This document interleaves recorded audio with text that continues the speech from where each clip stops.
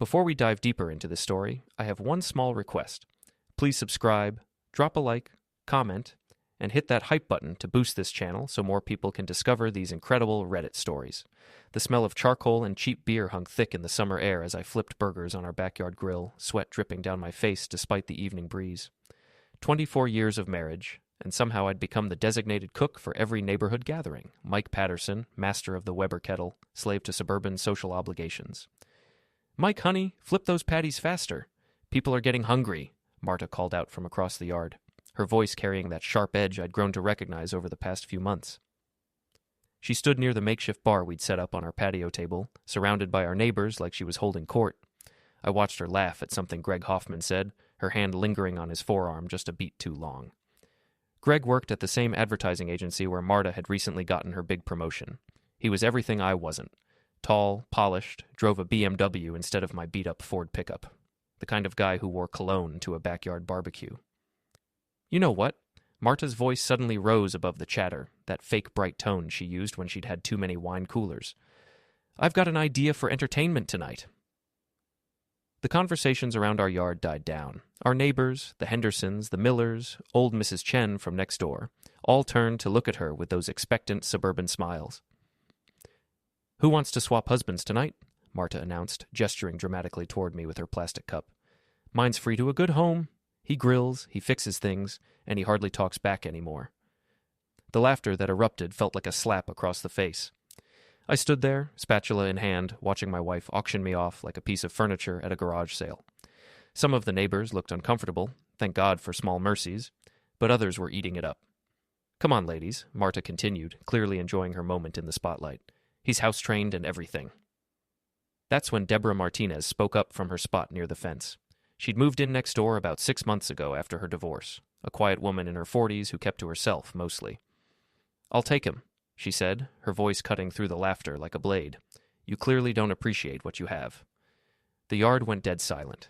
You could hear the burgers sizzling on the grill behind me. Marta's smile faltered for just a second before she forced it back. "Well, Deborah, that's sweet of you to say, but—" "When should I come collect him?" Deborah interrupted, her dark eyes fixed on my wife with an intensity that made several people shift uncomfortably. I felt something twist in my chest, not embarrassment anymore, but something colder. Something that had been building for months as I watched my marriage crumble in slow motion. "Ha! Well, maybe we should stick to swapping casserole recipes instead," Marta said with a nervous laugh. But the damage was done. The party's mood had shifted, conversations resuming in awkward whispers. I turned back to the grill, mechanically flipping burgers that nobody seemed hungry for anymore. In my peripheral vision, I saw Greg lean close to Marta's ear, whispering something that made her giggle. The sound made my jaw clench. "Need another beer, Mike?" Deborah had appeared beside me, holding 2 cold bottles. "Thanks," I muttered, accepting the drink gratefully. "You know," she said quietly, watching Marta and Greg across the yard, "I meant what I said. You deserve better than being treated like a punchline." Before I could respond, she'd melted back into the crowd, leaving me alone with my thoughts and the smell of burning meat. The party wound down around 10, neighbors drifting back to their houses with paper plates of leftover potato salad and forced smiles. I was cleaning up the yard when I heard voices from inside our house. Marta's laugh and a deeper male voice that definitely wasn't one of our departing guests.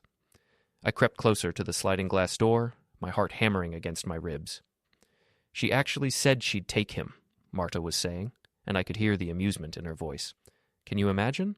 Poor Deborah probably hasn't had a man in months." "Maybe we should arrange it," Greg's voice responded. "Let her have him for a night. Show him what he's missing with a real man." Their laughter felt like ice water in my veins. "Oh God, Greg, you're terrible," Marta said, but she didn't sound disapproving. He'd probably cry. "Would you care if he did?" There was a pause that stretched too long. "Not really," Marta finally said. "I'm so tired of pretending this marriage isn't over." I stood frozen in my own backyard, holding a bag of trash, listening to my wife discuss my emotional destruction like it was a mildly interesting TV show. That's when I realized my wife didn't just want to humiliate me, she wanted to erase me entirely. I spent the next 3 days in a fog, going through the motions of normalcy while my world quietly imploded. Marta acted like nothing had happened, chatting about her day at the agency over dinner, asking me to fix the leaky faucet in the guest bathroom. 24 years of marriage had taught me to read her moods, but this cheerful indifference was something new. Thursday night, she announced she'd be working late on a big campaign. "Don't wait up," she said, kissing my cheek with lips that felt cold as marble. "This Henderson Industries account is going to make or break my career." I nodded and watched her drive away in her silver Lexus, then sat in my garage for 2 hours, nursing a beer and staring at the tools hanging on my pegboard. This had always been my sanctuary, the one space in our house that was purely mine, where I could think without Marta's constant chatter or the neighbor's judgment. At 10:30, something snapped inside me. I grabbed my keys and followed the route to Marta's office, but her car wasn't in the agency parking lot. The building was dark, except for a few security lights. My hands shook as I called her cell phone. "Hi, you've reached Marta Patterson. Leave a message and I'll get back to you." I drove aimlessly for 20 minutes before I spotted it. Her Lexus parked outside the Sunset Motel on Route 9, a place where truckers and cheating spouses went to conduct business away from prying eyes. Greg's BMW was parked 3 spaces down. I sat in my truck across the street for an hour, watching their silhouettes move behind the curtains of room 237. My wife of 24 years and her colleague probably laughing about what a pathetic fool I was. When I finally drove home, I felt hollow inside, like someone had scooped out my chest with a spoon. But by morning, the hollow feeling had been replaced by something much more dangerous. I waited until Marta left for work, then went through her phone records online. The pattern was there if you knew what to look for. Calls to Greg at odd hours, text messages sent during times when she'd claimed to be in meetings. Her laptop was password protected, but I'd set up her computer years ago. She'd never changed the security questions. The email thread I found made my blood run cold. From martapayhendersonadvertising.com to greghihendersonadvertising.com. Subject, "Tonight can't wait to see you." Mike's being his usual clueless self. Asked if I wanted him to pick me up from work tonight. I almost laughed out loud. From greghihendersonadvertising.com to martapayhendersonadvertising.com. Subject, "RE, tonight poor bastard. Does he suspect anything?" From martapayhendersonadvertising.com to greghendersonadvertising.com. Subject, RE. "Tonight, Mike?" God, no. He's so predictable. Bet he's in the garage right now, drinking beer and feeling sorry for himself. He wouldn't recognize a clue if it bit him on his saggy ass. I read that exchange 5 times before the words fully sank in. My phone buzzed with a text from Charlie Reeves, my old friend who ran Murphy's boxing gym downtown. "Haven't seen you in weeks, man. Everything okay?" I stared at the message for a long time before typing back, "Need to talk. Can you meet tonight?" Always. 7 o'clock at the gym. Charlie had been my best friend since high school, the best man at my wedding, godfather to my kids. If anyone would understand what I was going through, it would be him. That evening, I found him in his office above the gym, going through paperwork with reading glasses perched on his nose. At 52, Charlie looked like he could still go 10 rounds with guys half his age. "You look like hell," he said, without looking up from his invoices. "Thanks. That's exactly what I needed to hear." He set down his pen and really looked at me then. "What's going on, Mike?"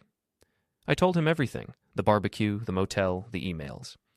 Charlie listened without interrupting, his expression growing darker with each detail. "Jesus Christ," he said when I finished. "How long has this been going on?" "I don't know. Months, maybe longer." I slumped in the chair across from his desk. "I feel like such an idiot." "You're not an idiot. You trusted your wife. That's what married people do." "She's been laughing at me, Charlie, making jokes about how pathetic I am." Charlie was quiet for a long moment. "What are you going to do?" "I don't know. Divorce her, I guess. Take whatever scraps the lawyers leave me." "That's it? After what she's done to you?" I looked at my oldest friend, seeing something in his eyes I'd never noticed before, a hardness that came from years of dealing with people who thought they could push him around. "What else is there?" Charlie leaned back in his chair, a slow smile spreading across his face.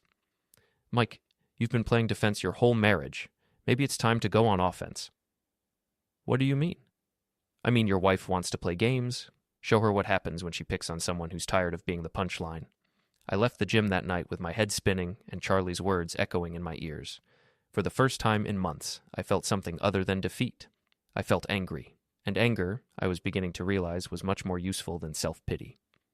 The next morning, I woke up with a clarity I hadn't felt in years. Marta was already gone, another early meeting, and I had the house to myself to plan. I started with social media. Greg Hoffman wasn't as smart as he thought he was. His Facebook profile was wide open, full of photos from expensive restaurants and weekend trips to places I'd never been able to afford to take my wife. But more importantly, it was full of comments from other women, flirty messages that painted a picture of a man who made a habit of pursuing married colleagues. I screenshotted everything. Next, I called in a favor from Danny Morrison, a guy I'd done some electrical work for who happened to run a private investigation service. For $200 cash, Danny agreed to do some digging into Greg's background. "What am I looking for?" he asked. "Anything that might interest his boss," I said. "Or his wife." "Greg Hoffman's married?" "Separated, according to the public records, but still legally married. His wife might be interested to know he's been taking my wife to the same restaurant where he used to take her." Danny grinned. "I like the way you think, Mike." That afternoon, I drove to Marta's office building and waited in the parking garage. I wasn't sure what I was looking for, but I figured I'd know it when I saw it. At 5:30, Marta and Greg emerged from the elevator together, walking close enough that their shoulders touched. They stopped beside Greg's BMW, and I watched him lean down to whisper something in her ear that made her throw back her head and laugh. The sound of her laughter, genuine and happy in a way she hadn't laughed with me in years, hit me like a physical blow. But then Greg did something interesting. He handed Marta a manila envelope, glancing around the parking garage like he was worried about being seen. I snapped a photo with my phone just as Marta tucked the envelope into her purse. That evening, Marta announced she'd be going out with her friend Karen Wells for dinner and drinks. "Girls' night," she said, not quite meeting my eyes. "We haven't caught up in ages." I nodded and kissed her goodbye, tasting lies on her lips. 20 minutes after she left, I was parked outside Karen's house. Marta's car wasn't there, but Karen's was. I rang the doorbell.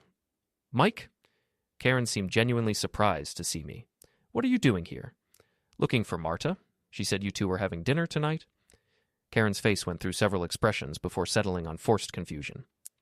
"Oh, we had to reschedule. Didn't she tell you?" "Must have slipped her mind.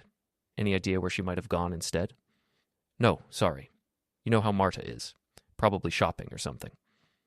I thanked Karen and left, but not before I saw her grab her phone the moment I turned away from the door. By the time I got home, Marta was already there, humming while she unloaded shopping bags from her car. "How was dinner with Karen?" I asked. "Oh, you know Karen. She talked my ear off about her divorce settlement. But we had a good time." She held up a shopping bag from Victoria's Secret. "Stopped by the mall afterward. Found some things on sale." I nodded and helped her carry the bags inside, noting that she was wearing the same clothes she'd left in. No restaurant smells, no wine on her breath, no receipts from dinner in her purse when she set it on the kitchen counter. But there was something else in her purse. The manila envelope I'd seen Greg give her. That night, after Marta fell asleep, I carefully extracted the envelope from her purse and took it to my garage. Inside were photocopies of Henderson Industries' confidential marketing reports, the same account Marta claimed to be working on. But these weren't reports from her agency. They were internal documents from Henderson's main competitor, Morrison and Associates. Greg was feeding Marta inside information, helping her steal accounts from rival agencies. I photographed every page before carefully returning the envelope to her purse. The next morning, I called Danny Morrison. "Remember that background check on Greg Hoffman?" I said. "I need you to dig deeper. Specifically, I want to know about any connections he might have to Morrison and Associates advertising. The big agency downtown? That's going to cost extra. Whatever it takes." 3 days later, Danny called me back. "Your boy Greg's been busy," he said. "Turns out his ex-girlfriend works at Morrison and Associates. They've been seen together at least 6 times in the past 2 months. And get this, Shay's their lead researcher on the Henderson Industries account. The same account my wife's agency is competing for. Bingo. Looks like Loverboy is playing both sides, feeding information to your wife while getting pillow talk from his ex about Morrison's strategy." I felt a grim satisfaction settle in my chest.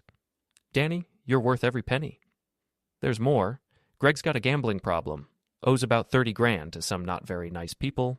Word is, he's desperate for the commission from landing the Henderson account." After I hung up, I sat in my garage for a long time, thinking about the web of lies and betrayal my wife had gotten herself tangled up in. Then I started making phone calls. The first call went to Morrison and Associates' ethics hotline. I reported suspected industrial espionage, providing enough details to trigger an internal investigation without revealing how I'd obtained the information. The second call went to Henderson Industries' corporate security department. I identified myself as a concerned citizen who'd overheard suspicious conversations at a local restaurant about their confidential marketing data being shared between competing agencies. The third call was the most satisfying. I dialed Greg's estranged wife, Rebecca Hoffman, using the number Danny had provided. "Mrs. Hoffman, this is Mike Patterson. I think we need to talk about your husband." "Ex-husband," she corrected sharply. "What about him?" "I have some information you might find interesting regarding his current business relationships." We agreed to meet the next day at a coffee shop downtown. Rebecca Hoffman was a sharp-eyed woman in her early 40s who looked like she'd been through hell and come out the other side with her claws sharpened. "So," she said after I'd explained the situation, "Greg's cheating on his girlfriend with your wife while using both of them to steal business secrets." "That's about the size of it." Rebecca laughed, but there was no humor in it. "Sounds like Greg. He always did think he was smarter than everyone else." She leaned forward. "What do you want from me, Mr. Patterson?" "I want to make sure Greg faces consequences for what he's done, and I want my wife to understand that actions have prices." "What kind of consequences?" I slid a manila envelope across the table, copies of all the evidence I'd gathered. "The kind that end careers and destroy reputations." Rebecca looked through the documents, her expression growing more satisfied with each page. "This is very thorough, Mr. Patterson, very damaging. Greg's been stealing from multiple companies while betraying multiple women. I figure it's time someone held him accountable." "And your wife?" "My wife made her choice when she decided to humiliate me in front of our neighbors. Now she gets to live with the consequences." Rebecca closed the envelope and smiled, the first genuine smile I'd seen from her. "Mr. Patterson, I think we're going to get along just fine." As I drove home that afternoon, I felt something I hadn't experienced in months: control. For too long, I'd been a passive victim in my own life, letting Marta and Greg write the story while I played the role of the clueless husband. But every story needs a plot twist, and I was just getting started. The first domino fell on a Tuesday morning. I was having coffee in my kitchen when Marta's phone started ringing incessantly. She answered on the fourth call, her voice still groggy with sleep. "What?" "Slow down, Greg. What investigation?" I pretended to read the newspaper while listening to her side of the conversation, watching her face go pale as Greg apparently filled her in on his morning. "They can't do that," she said. "Those documents were... How did they find out?" She caught me looking and turned away, lowering her voice. But I could still hear the panic creeping in. "No, I can't come in early. Mike's right here, and... Yes, I understand this is serious." After she hung up, Marta sat at the kitchen table for a long moment, staring at her phone like it might explode. "Everything okay at work?" I asked innocently. "Fine," she said quickly. "Just some confusion about a client account. Nothing I can't handle." She left for work an hour early, forgetting to kiss me goodbye for the first time in 24 years of marriage. I gave her a 30-minute head start, then drove to the office building where I knew I'd find Charlie having his morning coffee at the diner across the street. He had a perfect view of the Henderson advertising parking lot from his usual booth. "She's been in there for 20 minutes, Charlie said as I slid into the seat across from him. Saw Greg arrive about 10 minutes after her. Looked like he'd been hit by a truck." "Phase 1 is working," I said. "What's Phase 2? "Public humiliation," Charlie grinned. "Now you're talking my language." That evening, Marta came home looking like she'd aged 5 years in one day. She barely touched her dinner, pushing food around her plate while staring off into space. "Rough day?" I asked. "The Henderson account is complicated. There are some legal issues we need to work through." "What kind of legal issues?" "Corporate espionage allegations. Someone reported that confidential information was being shared between agencies."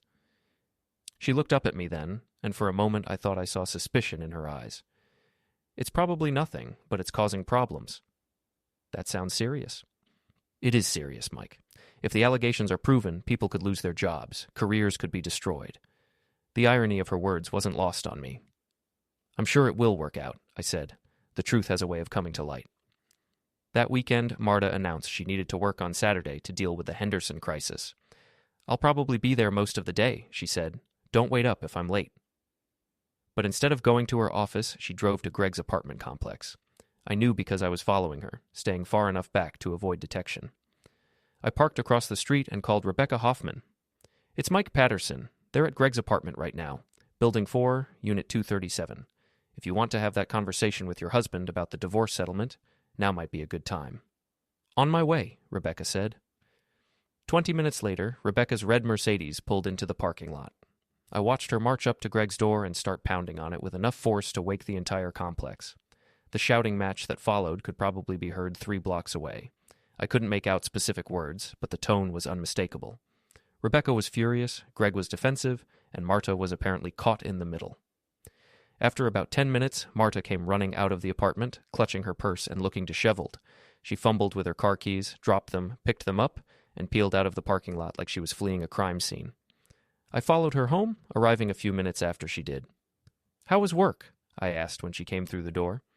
"Exhausting," she said, not meeting my eyes. "I think I'm coming down with something. I'm going to take a hot bath and go to bed early." She disappeared upstairs, and I heard the bathroom door lock behind her.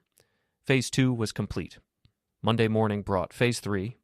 I'd spent Sunday preparing a comprehensive dossier on Greg Hoffman's business practices, complete with photographs, financial records, and witness statements from Rebecca about his gambling debts and unethical behavior. The dossier went to 3 places: Henderson Industries corporate headquarters, the State Licensing Board for Advertising Professionals, and the local newspaper's investigative reporter who specialized in corporate corruption. By Tuesday, the story was front-page news. Local ad executive under investigation for industrial espionage and fraud. Marta didn't come home Tuesday night. She called around 8 o'clock, her voice strained and distant. "I'm staying at Karen's tonight," she said. "I need some space to think." "About what?" "About everything, Mike. About us, about my job, about the mess my life has become." "What kind of mess?" There was a long pause. "You wouldn't understand." After she hung up, I drove to Karen's house. Marta's car was in the driveway, but so was Greg's BMW, or what was left of it. Someone had spray-painted "cheater" across the windshield in bright red letters and slashed all 4 tires. I smiled as I drove home. Rebecca Hoffman was proving to be a very useful ally. Wednesday brought the final phase of my plan. I'd arranged to meet Deborah Martinez for coffee at a little cafe downtown, the same cafe where I'd first met with Rebecca Hoffman. But this time, I had a different kind of proposition. "I want to thank you," I said, as Deborah sat down across from me. "For what?" "For standing up to Marta at the barbecue, for being the only person with the courage to call her out on her behavior." Deborah stirred her coffee thoughtfully. "I don't like bullies, Mike, and your wife was being a bully that night." "She's been a bully for a long time. I was just too stupid to see it." "You're not stupid. You're loyal. There's a difference." I slid a manila envelope across the table. The same move I'd made with Rebecca, but this envelope contained different documents. "What's this?" Deborah asked. "Evidence that my wife has been having an affair with her coworker. Evidence that they've been stealing business secrets. Evidence that she's been lying to me, to her employers, and to herself about who she really is." Deborah opened the envelope and scanned the contents, her eyebrows rising with each page. "This is comprehensive," she said finally. "I'm filing for divorce next week. I wanted you to know that your instincts about Marta were right. She doesn't appreciate what she has, and she's about to lose it all." "What do you want from me, Mike?" "Nothing. I just wanted someone to know the truth, someone who saw through her act from the beginning." Deborah closed the envelope and looked at me with something that might have been respect. "You're not the same man who was grilling burgers at that barbecue." "No," I agreed, "I'm not." That evening, Marta finally came home. She looked exhausted, defeated, like someone who'd been fighting a war and finally realized she was going to lose. "We need to talk," she said. We sat in our living room, the same room where we'd planned our future 24 years ago, where we'd celebrated our children's birthdays and argued about mortgage payments and dreamed about retirement. "I know you know," she said quietly. "Know what?" "About Greg, about the affair, about everything." I didn't respond. I just waited. "I don't know how you found out, but I know you did. The investigation, the reporters, Rebecca showing up at Greg's apartment, that's not all coincidence." "No," I said, "it's not." "How long have you known?" "Since the night you auctioned me off to our neighbors like a piece of used furniture." Marta winced. "Mike, You what? You're sorry? You didn't mean it? You were just having fun?" I was angry. I felt trapped. I felt like my life was passing me by. "So you decided to humiliate me in front of our friends and neighbors. You decided to have an affair with a man who was using you to steal business secrets. You decided to throw away 24 years of marriage for someone who's now under criminal investigation." Tears started running down her face. "I made mistakes." "No, Marta. Mistakes are accidental. What you did was deliberate. What you did was cruel. What you did was designed to destroy me." "That's not true." I stood up and walked to the window, looking out at the neighborhood where we'd raised our children, where we'd been happy once upon a time. "Do you remember what you said to Greg that night, after the barbecue?" Her face went white. You heard that? I heard you laugh about letting him have me for a night. I heard you say you didn't care if I cried. I heard you tell the man you were cheating with that our marriage was over. Mike, please. You wanted our marriage to be over, Marta. Congratulations. You got your wish. I turned back to face her, and she must have seen something in my expression that told her this conversation was finished. What happens now? She whispered. Now you get to explain to our children why their mother chose to destroy their family. Now you get to explain to your employer why their star account executive was involved in industrial espionage. Now you get to explain to our neighbors why the woman who publicly humiliated her husband is suddenly living alone. And you? What do you get? I looked at my wife, really looked at her, for what I knew would be the last time. I get my life back,